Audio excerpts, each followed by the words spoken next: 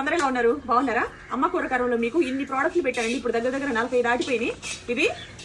ఇవి జీడిపప్పు, నువ్వులు, గసగసాలు, పుచ్చపప్పు, బాదం పప్పు ఇవన్నీ కలిపి చేసిన పేస్ట్ అండి.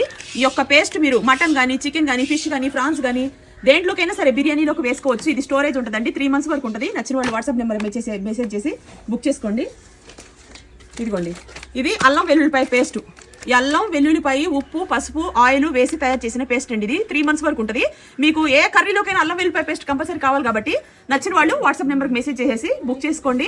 మా దగ్గర చల్లమిరపకాయలు, వడియాలు, అమ్మ కూరకారం, పచ్చళ్ళ కారం, మీకు మెంతుపిండి, ఆవు పిండి, ఇక మీకు ఒకటి కాదండి, మీ కిచెన్కి ఏం కావాలో మొత్తం నాకు తెలుసు కాబట్టి అవన్నీ తయారు చేసినాను, వీడియో కింద ఇచ్చినాను. Mutton, chicken, veg, non veg, fish, prawns అన్నీనండి.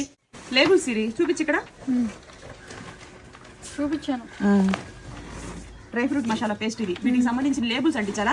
ఇది ఒక 50 kgs మీకు అవైలబుల్లో ఉంది. ఇది 50 kgs అవైలబుల్లో ఉందంటే వస్తుంది. 100% చెప్తున్నాను.